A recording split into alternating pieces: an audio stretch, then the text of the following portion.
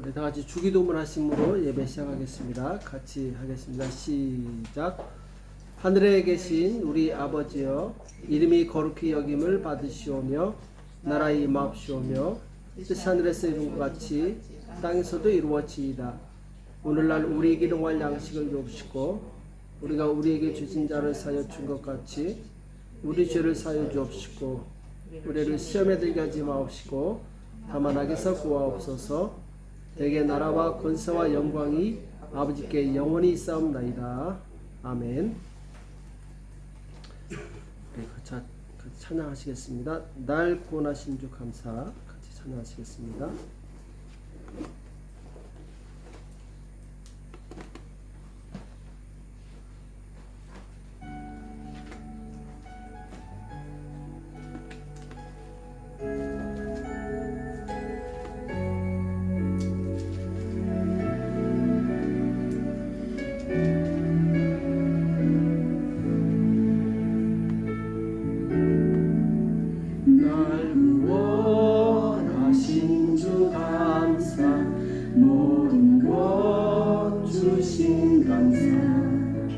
지난 추억이 내 감사 주 내 곁에 계시네 향기로운 봄철의 감사 외로운 가을날 감사 사라진 눈물도 감사 나의 영혼 평안해 응답하신 기도 감사 거절하신 것 감사 해처럼 높으신 감사 모든 것 채우시네 아픔과 기쁨도 감사 절망 그 위로 감사 증량 못할 은혜 감사 크신 사랑 감사해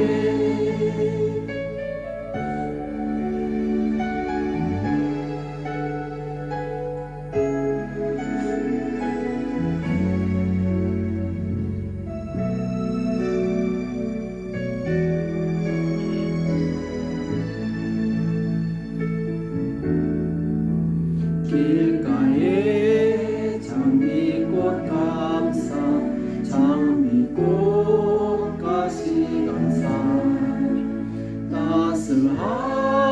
따스한 가정 희망 주신 것 감사 기쁨과 슬픔도 감사 하늘 평안을 감사 내일의 희망을 감사 영원토록 감사해 기쁨과 슬픔도 감사 하늘 평안을 감사 내일의 희망을 감사 영원토록 감사해 영원토록 감사해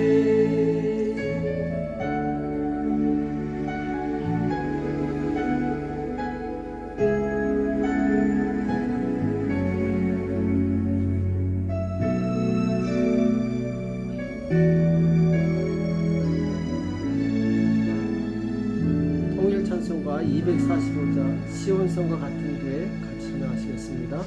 시온성과 같은 교회.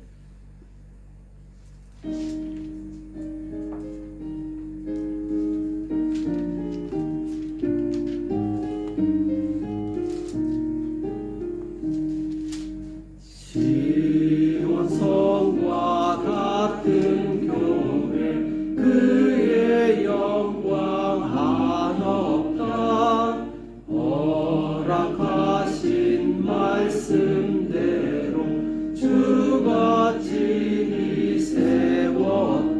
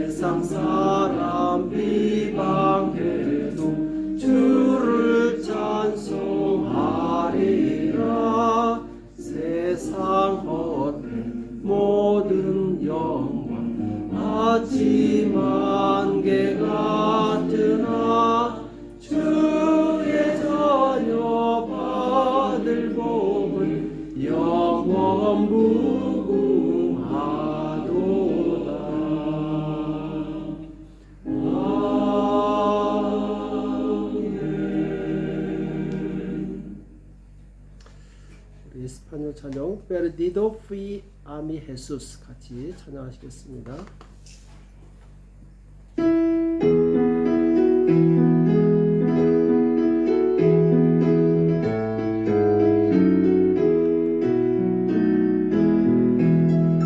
Perdido fui a mi Jesús, Él vio mi condición, y en mi alma derramó su luz, su amor me dio perdón. Fue primero en la cruz donde yo vi la luz, y mi carga de pecado dejé. Fui allí por fe, vi a Jesús, y siempre con él feliz seré. El cruz fue mi Salvador, su sangre derramó por este pobre pecador, a quien así salvó. Fue primero en la cruz donde yo vi la luz, y mi carga de pecado dejé. Fui allí por fe, vi a Jesús, y siempre con él feliz seré. Venció la muerte, qué poder, y el Padre le exaltó. Al trono allá a interceder, mortales cual soy yo. Fue primero en la cruz donde yo vi la luz, y mi carga de pecado dejé. Fui allí por fe, vi a Jesús, y siempre con él feliz seré. Aunque él se fue, conmigo está el fiel consolador, el guía que me llevará al reino del Señor. Fue primero en la cruz donde yo vi la luz, y mi carga de pecado dejé. Fui allí por fe, vi a Jesús, y siempre con él feliz seré. 아멘. 우리 다 같이 기도하시겠습니다. 이 시간 기도하실 때 하나님 오늘 주님 앞에 나왔습니다. 우리를 거룩하게 하시고 우리의 모든 한 주일 동안 행했던 모든 죄악들 예수님의 보혈을 써주시고 정결케 해달라고 먼저 회개하는 기도를 하시고 그 다음에 예배 가운데 하나님의 임재를 경험할 수 있도록 성령의 역사하심을 경험할 수 있도록 말씀을 들을 수 있는 귀를 열어달라고 이 시간 같이 합심해서 우리 예배를 위해서 회개를 위해서 같이 기도하겠습니다. 살아계신 하나님 아버지 은혜와 사랑에 감사합니다. 이 시간 주님 앞에 나온 사랑하는 백성들 주께서 역사하여 주시옵시고 주님 정결케 하여 주시옵소서. 우리 모든 죄를 고백하오니 용서하여 주시옵시고 깨끗하게 하여 주시옵소서. 주님 모든 아버지 입술로 범하고 생각으로 범하고 행동으로 범했던 모든 죄악들 용서하여 주시옵시고 정결케 하여 주시옵시고 깨끗하게 도와주옵소서. 주님 앞에서 바르지 못하게 행동했던 모든 것을 용서하여 주시옵시고 주님 이제 주님 뜻대로 살겠사오니 역사하여 주시옵시고 우리를 변화시켜 주시옵소서. 온전케 하여 주시옵소서. 그리스도의 형상을 닮을 수 있도록 도와주시옵소서. 또 예배 가운데 하나님의 임재를 경험하기 원합니다. 하나님 역사하여 주시옵시고 성령으로 충만하게 도와주시옵시고 하나님의 음성을 들을 수 있는 귀를 열어 주시옵소서. 우리에게 성령께서 충만히 역사해 주시기 원합니다. 하나님의 은혜가 충만히 임하기 원합니다. 주여 역사하여 주시옵소서. 어둠의 세력이 나타나게 도와주시옵시고 이 시간 오직 주님만 바라보는 복된 시간 될 수 있도록 주께서 인도하시고 역사하여 주시옵소서. 주의 영광으로 충만하게 도와주시고 주의 영광으로 이 전을 가득 채워 주시옵소서. 오 주님 의지합니다. 주께서 역사하시고 주권하시고 인도하여 주시옵소서. 주님 감사합니다. 주께서 역사해 주실 것을 감사합니다. 주님 우리를 통해서 영광을 받아 주시옵소서. 오 주님 감사합니다. 영광 받아 주시옵소서.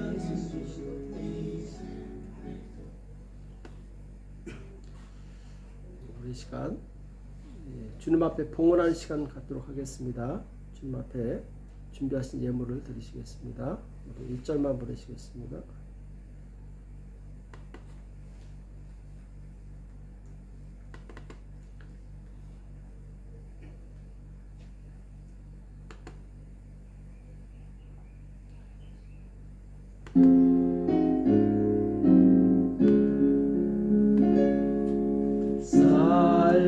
Salvadora ti merindo, obedezco solo a ti, mi guiador, mi fortaleza, todo encuentro Cristo en ti, yo me rindo a ti, yo me rindo a ti,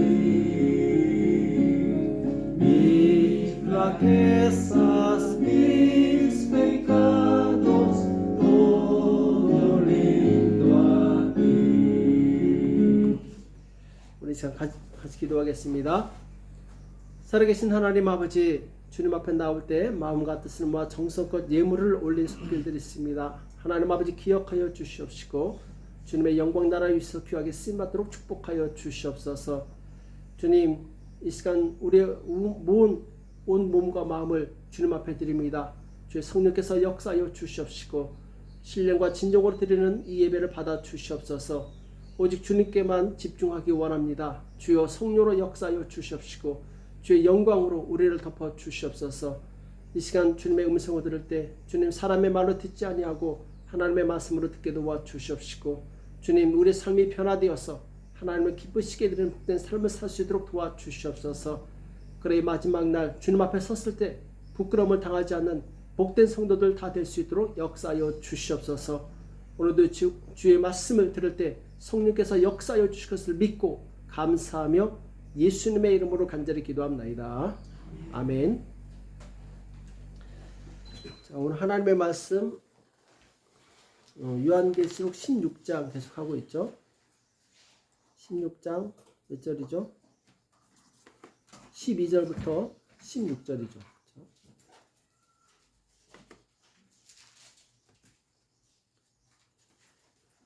요한계시록 아포칼립시스 16 12 al 16.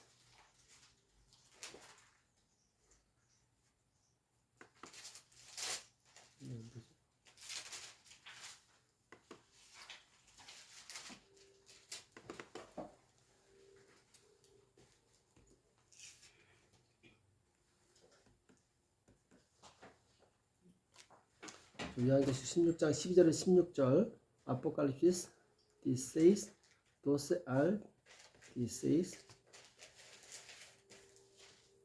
다 같이 한 목소리를 합독하겠습니다.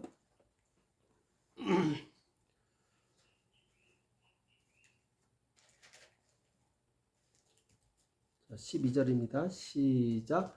또 여섯째가 그 대접을 큰 강 유브라데에 쏟음에 강물이 말라서 동방에서 오는 왕들의 길을 예비되더라. 또 내가 봄에 개구리 같은 새 더러운 영이 용의 입과 짐승의 입과 거짓 선지자의 입에서 나오니 저희는 귀신의 영이라. 이적을 행하여 온 천하 임금에게 가서 하나님 곧 전능하신 이의 큰 날에 전쟁을 위하여 그들을 모으더라. 보라 내가 도적같이 우리니 누든지 깨어 자기 옷을 지켜 걸거벗고 다니지 아니하며 자기의 부끄러움을 보이지 아니한 자는 복이 있도다. 새 영이 히브리 음으로 아마겟돈이라 하는 곳으로 왕들을 모으더라. 아멘. 부끄러움을 당하지 않는 성도, 산토스케 노세 아브르구엔산, 부끄러움을 당하지 않는 성도라는 제목으로 같이 말씀을 나누겠습니다. 자, 우리는 지금 7 대접의 재앙에 대해서 말씀을 나누고 있죠. 그렇죠? 7 대접의 재앙에 대해서 나누고 있는데 우리 지난주에는 몇 번째 재앙이 있었죠? 4번째와 5번째 대접의 재앙에 대해서 말씀 나눴죠. 그렇죠? 그래서 네 번째가 뭐였죠? 해 재앙이었죠. 그렇죠? 태양이 우리에게 유익한데 그 네 번째 대접을 부으니까 어떻게 되죠? 사람들 태우죠. 뜨거워가지고. 그리고 다섯 번째 대접 재앙이 뭐였죠? 해가 어두워졌죠. 반대로 해가 어두워졌어요. 사람들이 혀를 깨물 정도로 고통을 당했어요. 자, 이 정도면 회개를 해야 되는데 그럼에도 불구하고 회개하지 않고 도리어 하나님을 비난하고 원망했다고 그랬죠. 그렇죠? 그래서 우리는 거기서 무엇을 배웠다고 했죠? 우리 양심이 마비되기 전에 항상 죄를 회개하고 하나님께 돌아가야 된다. 제일 무서운 것은 우리 양심이 마비되는 것이다. 이걸 배웠었죠. 그렇죠? La semana pasada hablamos de las plagas de las cuarta y quinta copa. El sol quemaba a la gente y el sol se estaba poniendo oscuro. Entonces la gente se mordía la lengua de dolor. Sin embargo, la gente no se arrepintió de Dios, sino que culpó a Dios. ¿Qué hemos aprendido de esto? Se nos ha enseñado que siempre debemos arrepentirnos de nuestros pecados y volvernos a Dios antes de que nuestra conciencia se paralice. 자, 네 번째, 다섯 번째, 그리고 오늘은 여섯 번째 대접의 재앙에 대해서 말씀을 같이 나누겠습니다. Hoy vamos a hablar de la plaga de la sexta copa. 그래서 12절에서 뭐라고 말씀하고 있죠? 12절에서 여섯째가, 그렇죠? 여섯째가, 또 여섯째가 그 대접을 큰 강 유브라데에 쏟음에 강물이 말라서 동방에서는 왕들의 길이 예비되더라. 자, 유브라데 강. 많이 들어봤죠? 유브라데 강. 지난번에 여섯째 나팔 재앙에서 네 천사가 막고 있었던 거 기억나십니까? 그래서 유브라데 강은 이스라엘 북쪽에 이제 경계를 이루고 있죠. 그래서 북쪽에 있는 나라들이 이스라엘을 쳐들어올 때 항상 이 유브라데 강을 건너서 왔어요. 자, 그런데 그 강물이 지금 어떻게 돼 있다고요? 여섯째 대접을 쏟으니까 강물이 말라버렸어요. 자, 물이 있어도 쳐들어왔는데 물이 없으면 얼마나 더 쉽게 쳐들어올 수 있겠습니까? 그렇죠? El río Éufrates bordea el norte de Israel. Entonces, cuando las naciones del norte invadieron Israel, cruzaron el río Éufrates. Pero dice que el río está seco. Si hubiera agua en el río, entraría. Pero, ¿qué tan fácil sería entrar sin agua? 자, 지금 마른 강을 건너서 쳐들어오는 이 동방의 왕들이라고 했죠. 동방의 왕들. 이 동방의 왕들이 누굴까요? 하나님을 대적하는 이방 나라의 왕들을 의미하죠. 그렇죠? 자, 그런데 왜 이 이방 나라의 왕들이 마른 강을 건너서 이스라엘을 공격하려고 하죠?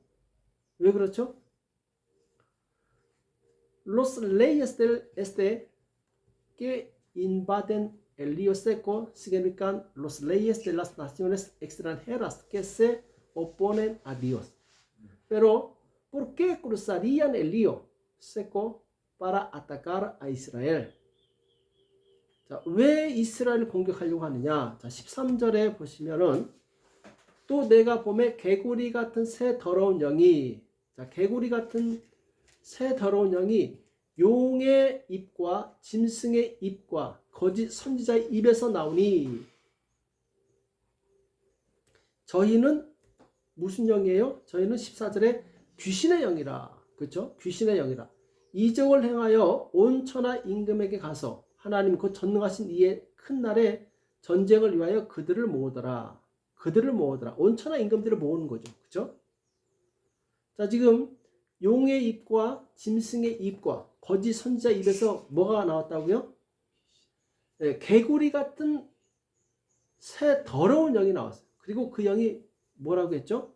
귀신의 영이다. 이렇게 말씀하고 있죠. 그러니까 개구리는 뭘 상징합니까?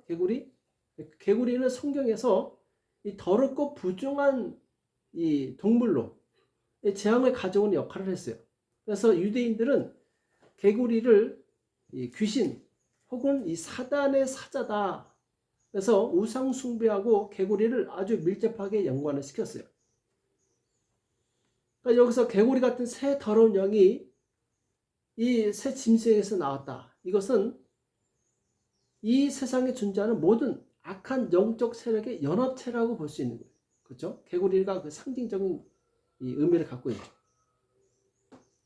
Tres espíritus inmundos como ranas salieron de la boca del dragón, la bestia y el falso profeta. Y ese espíritu era el espíritu de un demonio. Las ranas son animales inmundos en la Biblia y jugaron un papel en traer calamidades. Los judíos consideraban a las ranas como demonios o mensajeros de Satanás, estrechamente asociados con la idolatría.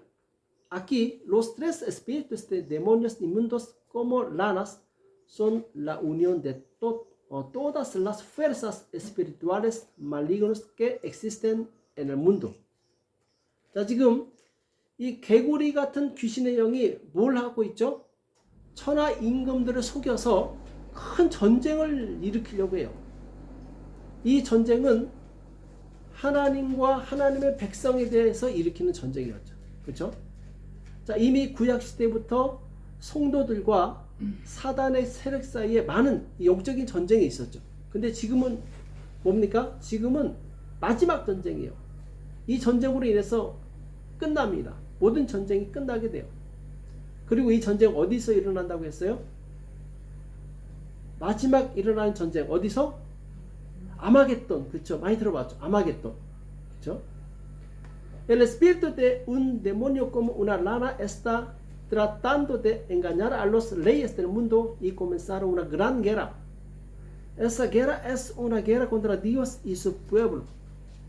Ya ha habido muchas guerras espirituales entre los santos y los fuerzas de Satanás desde los tiempos del Antiguo Testamento. Pero ahora la guerra finalmente terminará aquí. ¿Dónde tiene lugar esta guerra? 자, 16절에 나오죠. 새 영이 히브리음으로 아마겟돈이라는 곳으로 왕들을 모으더라. 그렇죠? 우리 한나가 좀 읽어주세요. Y los reunió en el lugar que en hebreo se llama Armagedón. 그렇죠.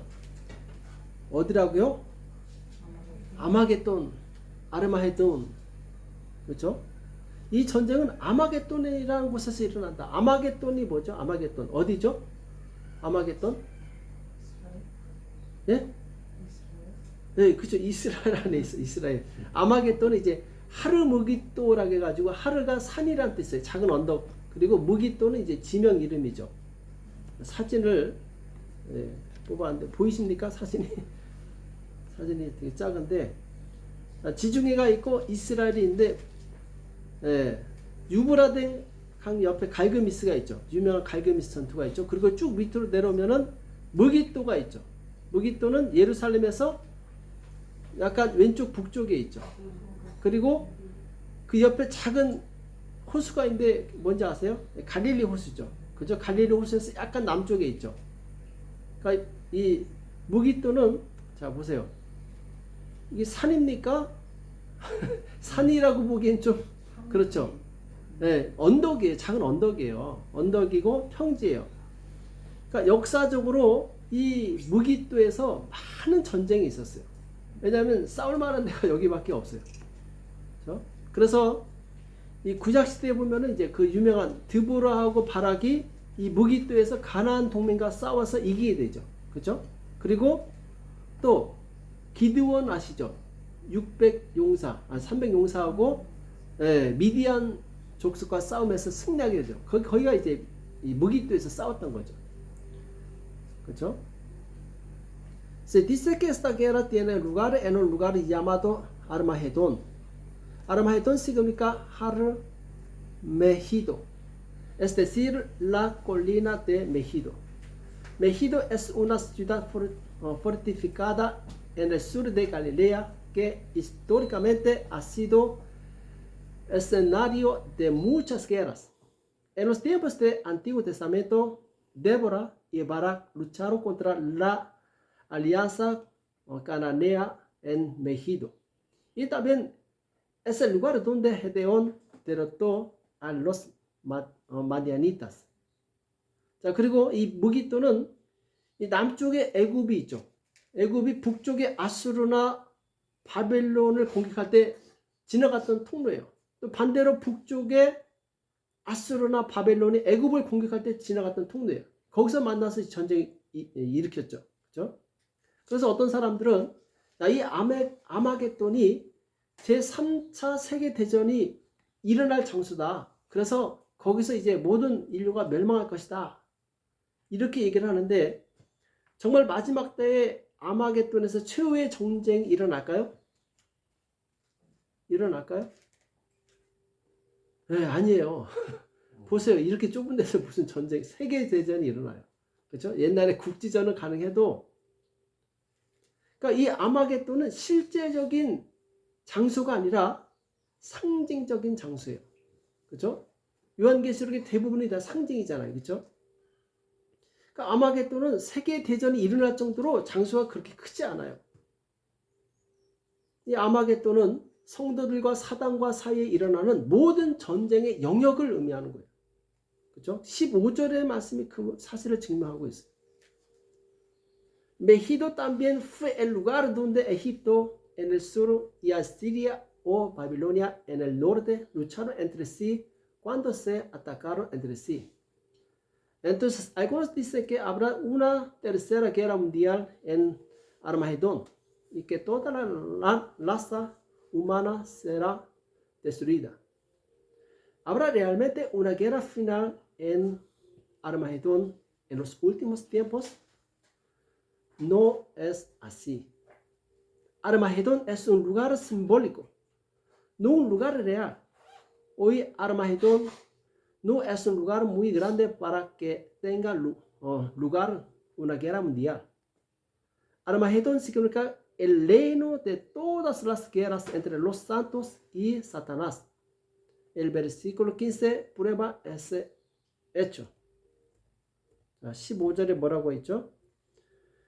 보라 내가 도적같이 오리니 누구든지 깨어 자기 옷을 지켜 벌거벗고 다니지 아니하며 자기의 부끄러움을 보이지 아니한 자는 복이 있도다.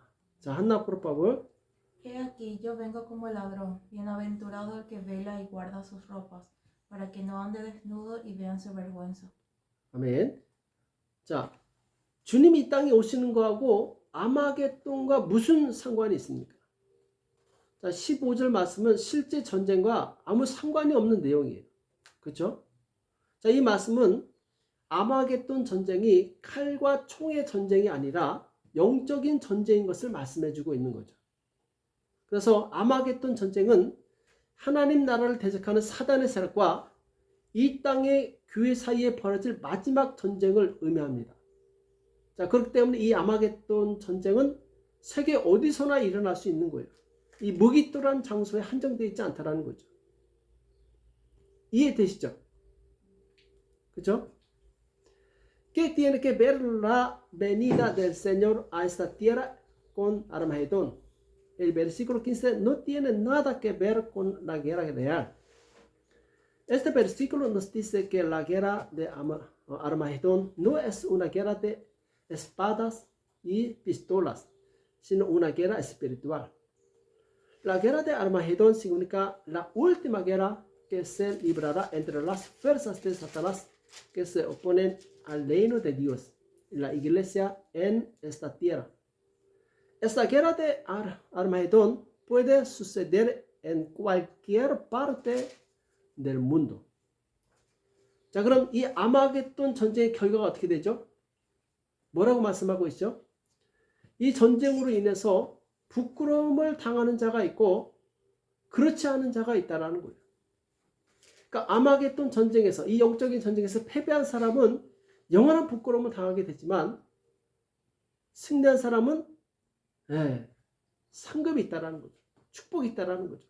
그래서 오늘 요한이 뭐라고 말하고 있습니까? 마지막 날에 자기의 부끄러움을 보이지 아니하는 사람이 복이 있다. 이렇게 말씀하고 있죠. 마지막 날에 부끄러움을 당하지 않는 사람이 복이 있다. Entonces, ¿cuál es el resultado de la guerra de Armagedón? Hay quienes se avergüenzan de esta guerra y quienes no. Los que sean derrotados de la batalla de Armagedón serán avergonzados para siempre. Pero por eso, bienaventurado el hombre que no muestra su vergüenza en los últimos días. 그렇죠? 마지막 날에 부끄러움을 당하지 않는 사람이 복이 있다.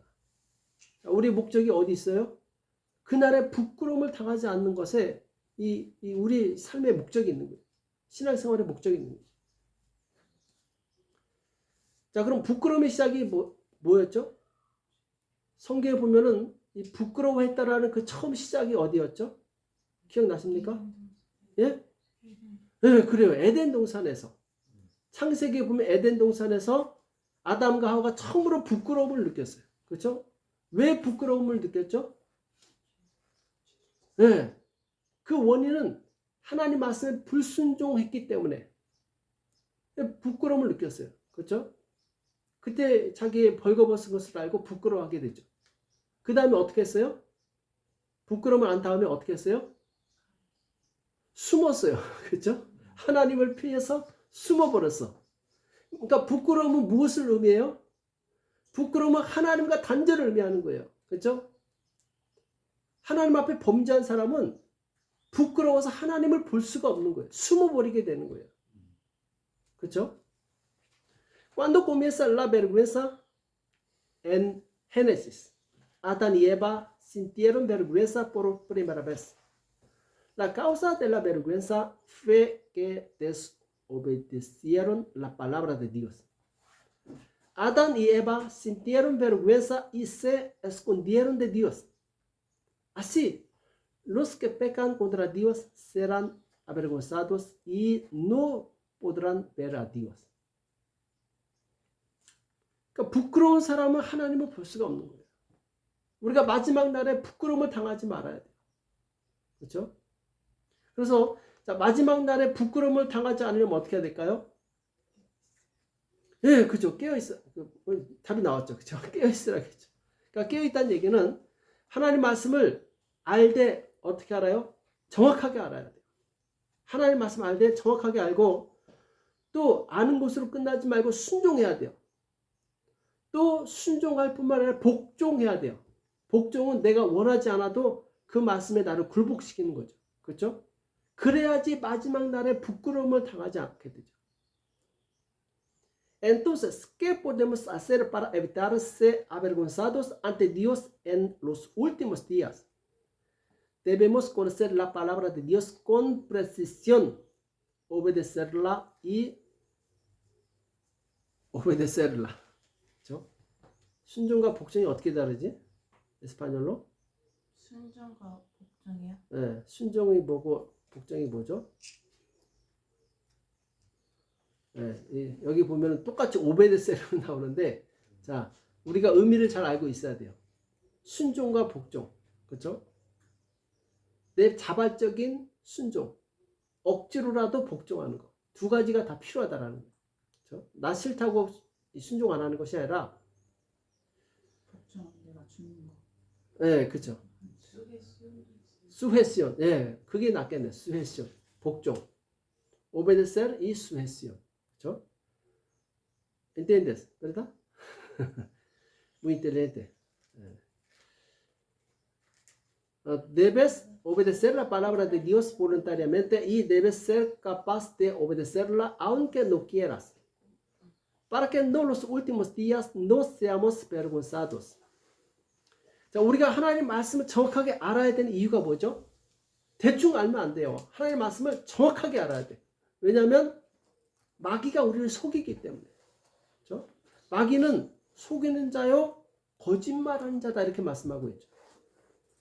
그래서 사람들로 하여금 하나님의 뜻을 벗어나서 멸망하게 만들어요. 자, 예를 들면 마귀가 아담과 하와를 어떻게 범죄케 했죠? 마귀가 뭐라고 얘기했어요? 야, 선악을 알게 하는 나무의 열매를 먹어도 죽지 않아. 이렇게 얘기했어요. 근데 이게 사실이에요, 아니에요? 거짓말이었죠. 하나님은 분명히 뭐라고 말씀하시냐면 그 열매를 먹는다면 반드시 죽는다. 이렇게 말씀하셨죠.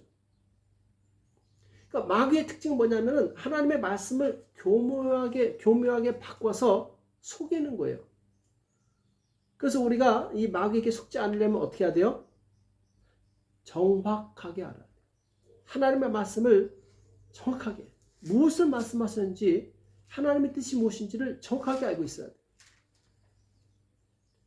La razón por la que necesitamos conocer la palabra de Dios con precisión es porque el diablo nos engaña. Con precisión, 맞나? 정확하게, correctamente. El diablo es un engañador y un mentiroso. Entonces hace que la gente se desvíe de la voluntad de Dios y perezca. ¿Cómo es el diablo que Adán y Eva pecaran? El diablo les dijo que no morirían si comían del árbol del conocimiento de bien y del mal. Pero era una mentira. Dios dijo que si comes del fruto, ciertamente morirás. El diablo engaña a la gente cambiando astutamente la palabra de Dios.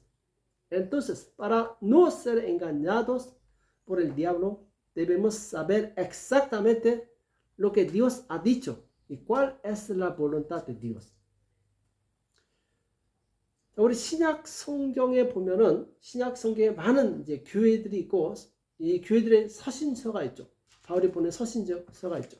이 신약 성경의 교회들이 직면했던 두 가지 큰 문제가 있었어요. 이게 뭐냐면 하나는 교회에서 율법을 지켜야 되느냐 말아야 되느냐 이거였고, 또 다른 하나는 이 영지주의자들에 대한 문제였어요. 영지주의자 많이 들어봤죠.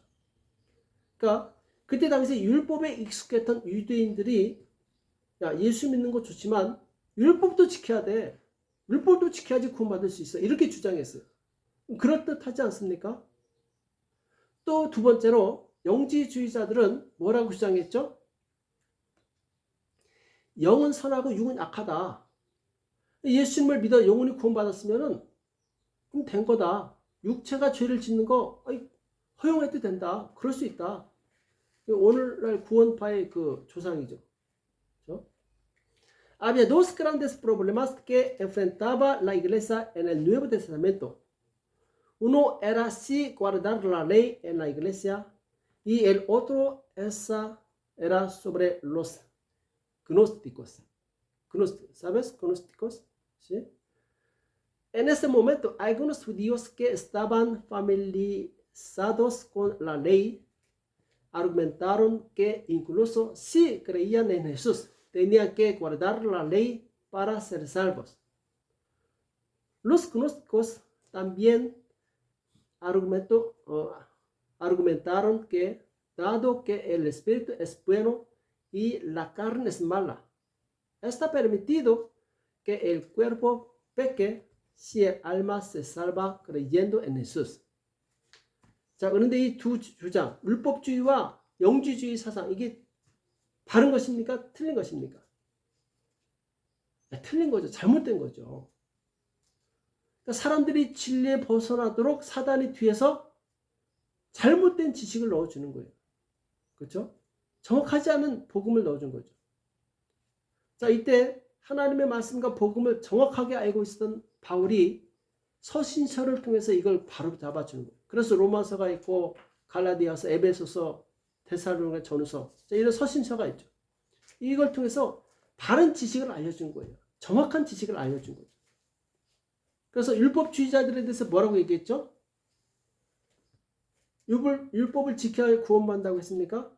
아니요. 바울은 오직 믿음으로 구원을 받는다. 정확하게 얘기를 해줬어요. 그리고 영지주의자들에 대해서 뭐라고 했죠? 영혼과 육체가 똑같이 중요하다. 그래서 모두 말씀에 순종해야 된다. 주님 오시는 날에 영과 혼과 육이 거룩해야 된다. 균형을 주장했죠. 그렇죠? 그게 맞는 거죠. Sin embargo, estas dos afirmaciones son incorrectas. Satanás había puesto conocimiento falso tras bambalinas para que la gente pudiera desviarse de la verdad. En ese momento, Pablo, que conocía la palabra y el evangelio de Dios con precisión, dio a conocer el conocimiento correcto a los santos a través de cartas como la de Romanos, Gálatas, Efesios. ¿Sí? A los legalistas, Pablo les dijo que los pecadores se salvan solo a través de la fe en Jesús. Para los gnósticos, argumentó que el alma y el cuerpo eran igualmente importantes y que ambos debían obedecer la palabra. 자, 오늘 우리는 이 말씀의 홍수 속에 살고 있어요. 그렇죠? 유튜브 하나만 누르면 온갖 설교를 다 듣고 있어요. 근데 그 속에는 잘못된 지식도 숨어 있다라는 거예요. 그래서 우리가 하나님의 말씀을 정확하게 알아야지 무엇이 진리인지 아닌지를 분별해낼 수 있는 거예요. Hoy vivimos en un torrente de palabras. Sin embargo, también hay un conocimiento falso escondido en él. Debemos conocer la palabra de Dios con precisión. ¿Para qué? Para que podamos discernir lo que no es la verdad. 자, 얼마 전에 한국에 이 10,000명이 넘는 큰 교회 목사님이 어떻게 했죠? 교회를 분리시켰어요. 부목사님들에게 나눠줬어요. 그래서 한 500명씩 성도들을 나눠가지고 전국에 독립을 시켰어요. 왜 그렇게 했죠? 수십 년간 키운 그 어마어마한 교회를 500명씩 다 나눠줘 버렸어요. 왜 그랬을까? 물론 여러 가지 이유가 있겠죠. 근데 가장 큰 이유는 뭐죠? 성도들에게 제대로 신앙생활하라는 거예요. 제대로 신앙생활해. 주일날 수만 명이 예배를 드려요. 얼마나 영광스럽겠습니까? 목사님 입장에서는 굉장한 영광이죠. 근데 이 목사님이 뭐라고 생각했냐? 이건 교회가 아니다. 온 이 사람들이 그렇게 부러워하는 교회인데 이 목사는 이건 교회가 아니다 그랬어요. 왜 그랬을까요? 그 중에 숨어서 예배 드리는 사람들이 너무 많더라는 거예요. 예배만 드리고 집에 돌아가는 거예요. 그러니까 교회에 대한 소속감이 없이 그야말로 부담 없이 신앙생활을 하고 싶은 사람들이 너무 많은 거예요. 이 사람들은 주일날 이유도 없이 빠져요. 교회 등록되어 있지 않으니까 모르죠. 11조 드리지 않아요.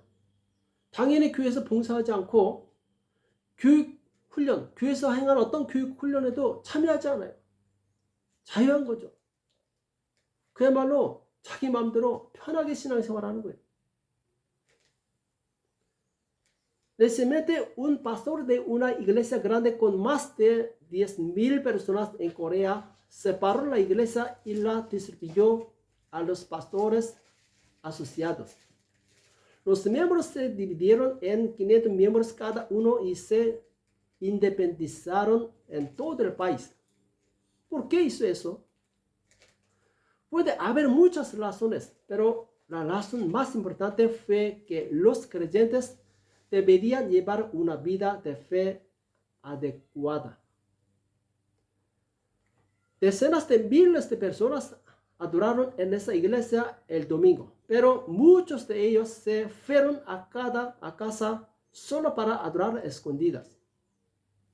Estas personas eran adoradores sin ningún sentido de pertenencia a la iglesia. Querían llevar una vida de fe sin cargas. Así que le perdieron los domingos sin razón y ni siquiera pagué el diezmo. Naturalmente no serví en la iglesia ni participé en ningún entrenamiento. Estaban viviendo una vida de fe cómodamente en sus propios términos. 목사님은 그 사람들을 보면서 교회가 잘못됐다 이렇게 판단한 거예요. 교회는 모든 사람들이 지체로서 함께 행동을 해야 되는데, 활동을 해야 되는데 그 중에 죽은 지체가 있었던 거예요. 자, 사도행전에 나오는 교회를 생각해 보시기 바랍니다. 초대교회 때 어떻게 했어요? 네, 매일같이 모여서 말씀 듣고 기도하고 그 다음에 전도했어요. 성령 충만했습니다. 자기가 받은 인사대로 다 이 교회를 섬겼어요. 그 중에 구경만 하는 사람 한 사람도 없었어요. 그래서 사도 바울이 고린도 교회 성도들에게 뭐라고 얘기했죠? 교회는 뭐와 같다고? 우리 몸과 같다. 자, 우리 몸에 역할을 하지 않는 지체가 있습니까? 움직이지 않는 지체가 있어요? 정말 그 사람이 살아있다면 온몸의 모든 세포 하나까지 다 움직이고 있는 거예요. 활동하고 있는 거죠. 그러니까 살아있는 거죠, 우리가. 그러니까 마찬가지로 참된 교회는 뭐냐? 모든 교회들이 함께 참여하고 교회를 세우는 교회가 참된 교회다. 이렇게 얘기를 하고 있는 거죠. El pastor vio a esas personas y decidió que la iglesia estaba equivocada.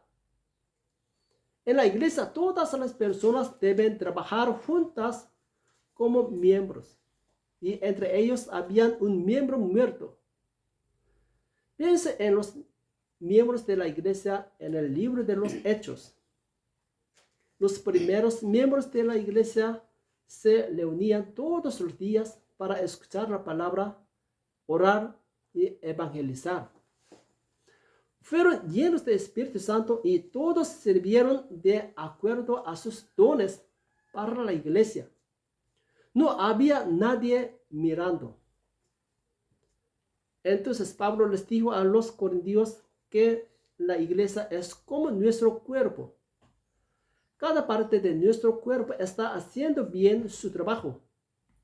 Asimismo, la verdadera iglesia es la edificación de la iglesia mediante la participación de todos los santos juntos.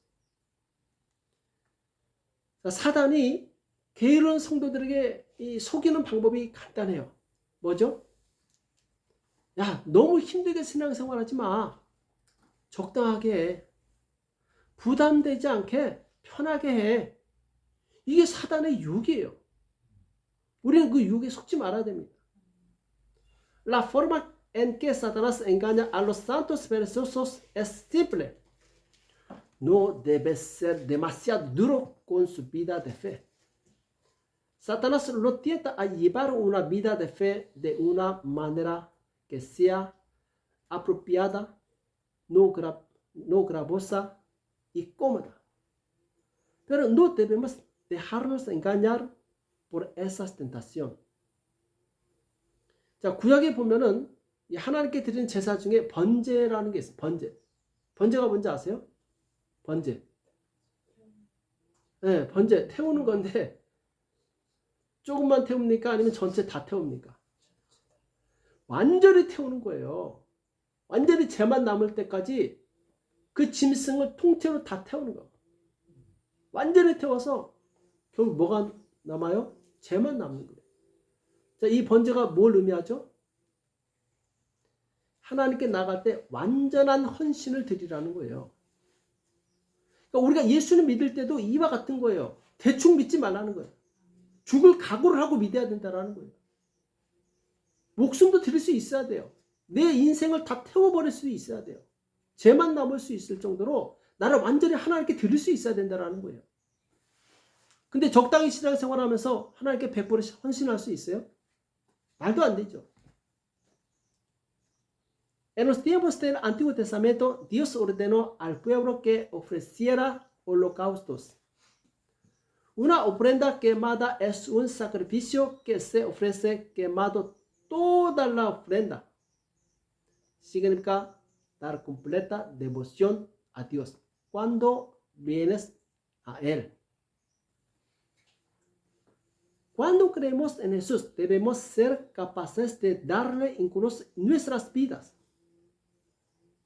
Pero puedes dedicarte 100% a Dios mientras vives una vida moderadamente religiosa. 주님이 승천하시면서 제자들에게 뭐라고 말씀하셨죠? 너희는 성령을 받으라. 그래서 성령을 받은 제자들에 의해서 뭐가 시작됐죠? 이 땅에 교회가 시작이 되었어요. 교회 사명이 뭡니까? 땅끝까지 복음을 전하여 하나님의 나라를 세우는 것이죠. 이것이 주님의 뜻이죠. 그래서 우리가 이 마지막 날에 주님 앞에서 부끄러움을 당하지 않으려면 주님의 말씀에 순종해서 결국 뭘 해야 돼요? 주님의 교회를 세우는 거예요. 그렇죠? 우리는 주님의 교회를 세우기 위해서 이곳에 존재하는 거예요. 그리고 교회를 세우기 위해서는 어떻게 해야 됩니까? 뭐가 필요해요? 헌신이 필요한 거예요. 성도 각자가 하나님께 온전한 헌신이 필요한 거예요. 이 헌신 없이 교회는 결코 세워지지 않아요. 적당히 신앙생활에서 교회가 세워지지 않는다는 얘기죠. Cuando el Señor ascendió al cielo, les dijo a sus discípulos que recibieran el Espíritu Santo. Y la iglesia comenzó en esta tierra a través de los discípulos que recibieron el Espíritu Santo. La misión de la iglesia es establecer el reino de Dios mediante la difusión del Evangelio hasta los confines de la tierra. Para no ser avergonzados ante el Señor en los últimos días, debemos obedecer la palabra del Señor y edificar la iglesia. Edificar la iglesia.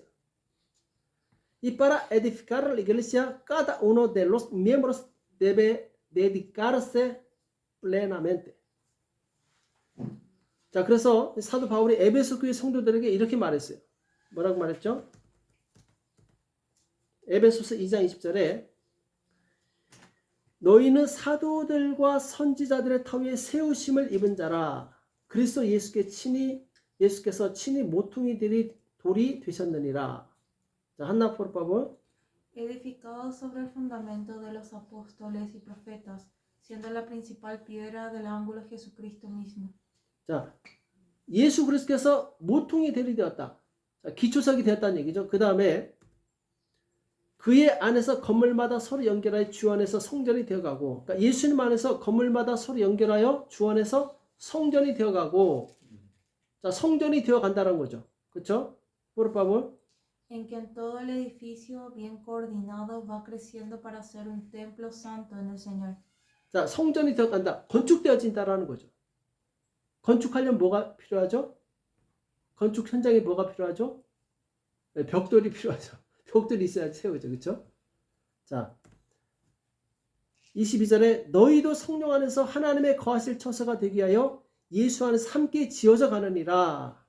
Por favor. En que en vosotros también sois juntamente edificados para morada de Dios en el Espíritu. 아멘. 함께 지어 간다. 목적이 뭐예요? 성령 안에서 하나님이 거하실 처소가 되기 위해서.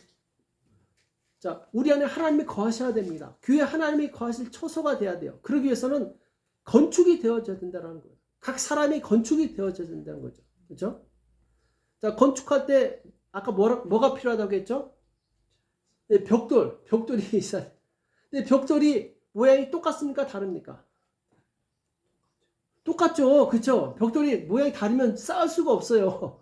어떤 건 동그랗고 어떤 건 네모나고 길쭉하고 어떻게 쌓습니까? 똑같은 거예요. 벽돌은 다 똑같아요. 그래야지 쌓아 올릴 수 있는 거죠.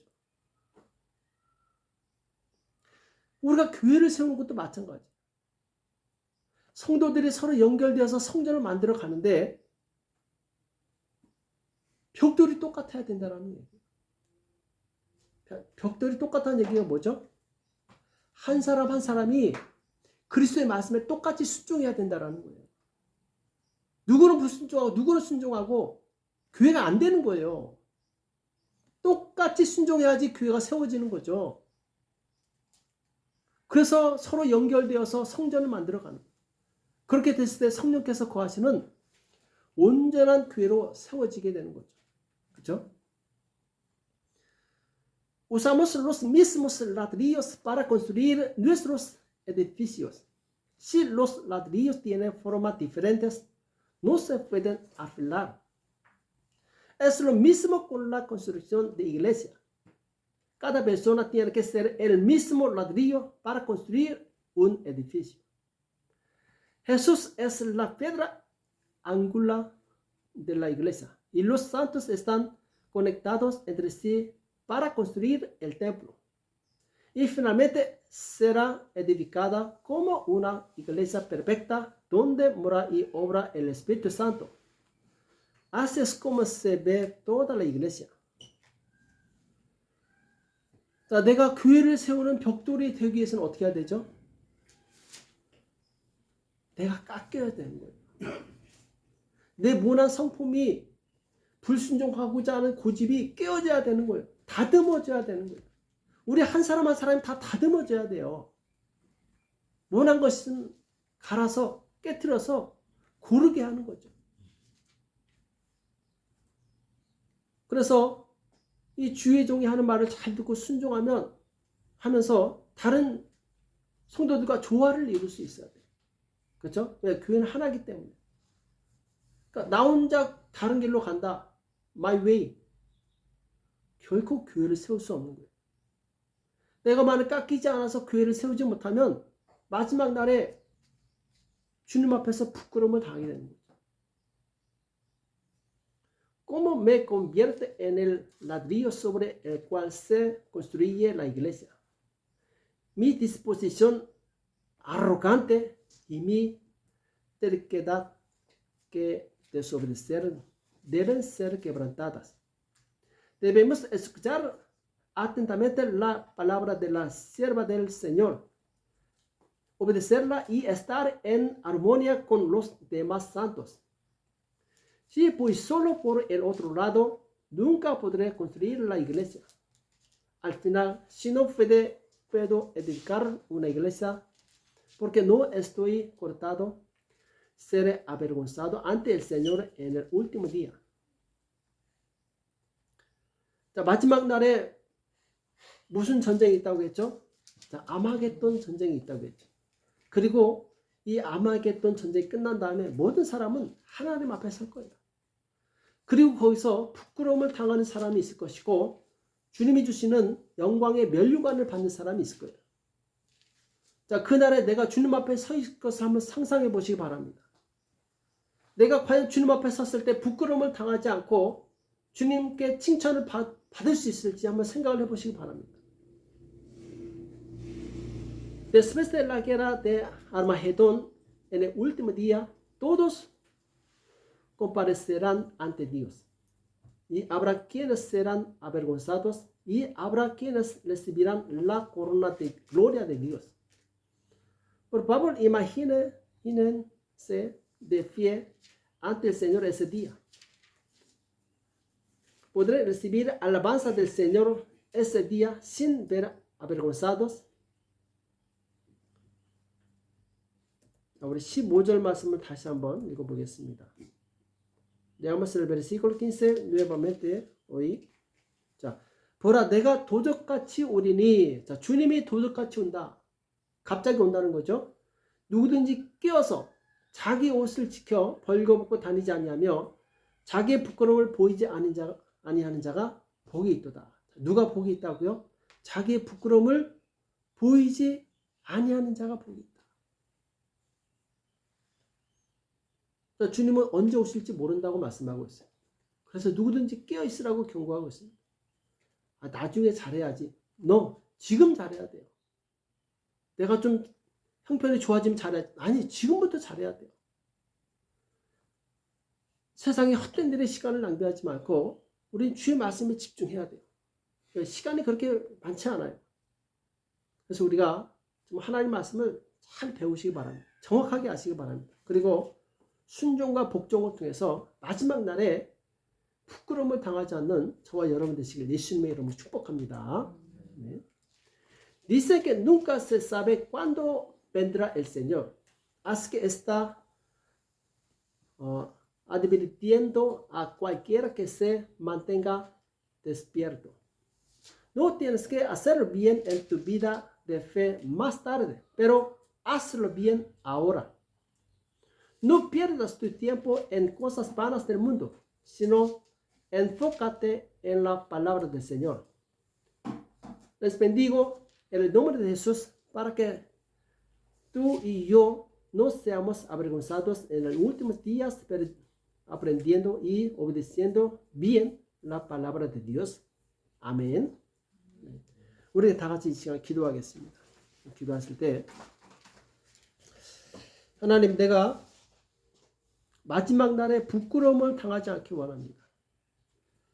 하나님 앞에 섰을 때 칭찬받기 원합니다. 주님, 내가 지금까지 적당하게 신앙생활했던 거 용서해 주시고 정말 주님 앞에서 바른 신앙생활 할 수 있도록 정말 전심을 다해서 신앙생활 할 수 있도록 나를 붙들어 달라고 이 시간 합심해서 자신을 위해서 간절히 기도하겠습니다. 살아계신 하나님 아버지, 이 시간 주님 앞에 나와서 간절히 기도합니다. 우리를 긍휼히 여겨 주시옵시고 주님 앞에서 정말 온전히 신앙생활하지 못했던 것을 용서하여 주시옵소서. 전심으로 신앙생활하지 아니하고 적당히 했던 것을 용서하여 주시옵시고 주님, 마음을 다해서 주님을 섬길 수 있도록 주께서 인도하시고 역사하여 주시옵소서.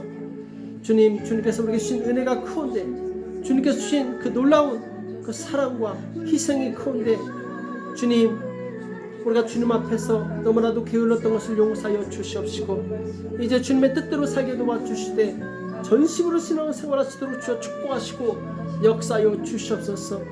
주님, 우리의 연약함을 아시오니 긍휼히 여겨 주셔서 불쌍히 여겨 주시옵시고 온전케 하여 주시옵소서. 성령님 역사해 주시기 원합니다.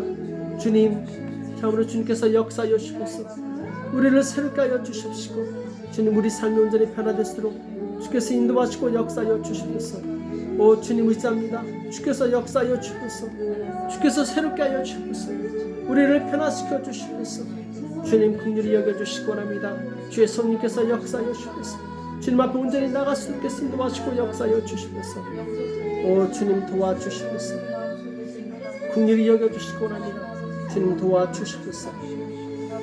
우리 시간 기도하실 때 우리 각 가정을 위해서 기도하시고 또 우리 교회를 위해서 기도하실 때 하나님, 우리 가정이 정말 주님 앞에서 온전한 가정, 하나님께 온전한 헌신을 드리는 복된 가정 될 수 있도록 역사해달라고 가정을 위해서 기도하시고 또 교회를 위해서 기도하실 때 우리 연약한 지체들이 있습니다.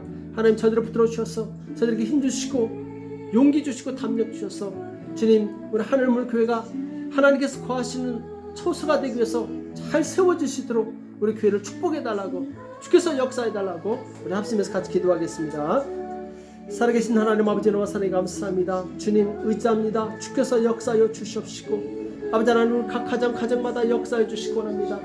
하나님, 은혜와 사랑이 충만하게 도와주시옵시고 아버지 하나님, 참으로 주님 앞에 온전한 헌신을 드리는 가정들이 다 될 수 있도록 역사하여 주시옵소서. 우리 연약함을 아시오니 주께서 힘과 능력과 용기를 주시옵시고 담대함을 주시옵시고 주의 뜻을 이루어드릴 수 있게 인도하시고 역사하여 주시옵소서. 오 주님, 의지합니다. 주님, 역사하여 주시옵소서. 주님, 도와주시옵소서. 또 우리 하늘문교회를 축복하며 기도합니다. 주께서 역사하여 주시옵시고 아버지, 연약한 채들을 강건하게 붙들어 주시옵시고 이 마지막 때에 깨어 기도하게 도와 주시옵시고 온전한 헌신을 통해서 주님께서 기뻐하시는 복된 교회를 세워나갈 수 있도록 주여 역사하여 주시옵소서. 주님, 의지하오니 주께서 인도하시고 역사하여 주시옵소서. 오 주님, 도와주셔서 우리를 새롭게 하여 주시기 원합니다. 우리를 변화시켜 주시옵소서. 우리 연약한 지체를 세워 주시옵시고 주님, 우리가 하나가 되어서 주님이 거하실 초소가 될 수 있도록 역사하여 주시옵소서. 주의 영광을 세상에 나타낼 수 있도록 주여 역사하여 주시옵소서.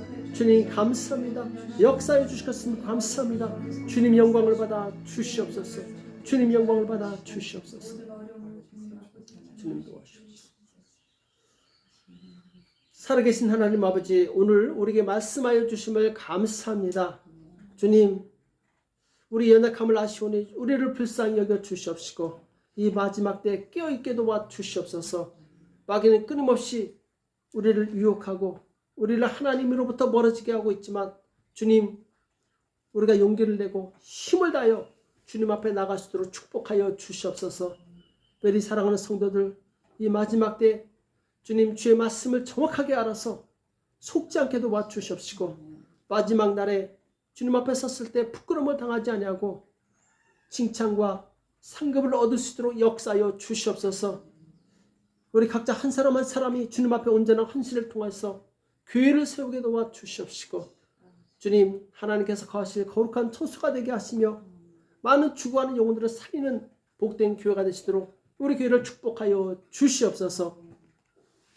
이제는 우리 주 예수 그리스도의 은혜와 하나님 아버지 극진하신 사랑하심과 성령님의 교통 역사 인도하심이 진실로 주님의 몸된 교회를 바로 세우는 복된 성도들 머리 위에, 교회 위에 이제로부터 영원토록 함께 있을지어다. 아멘. 우리 하나님께 영광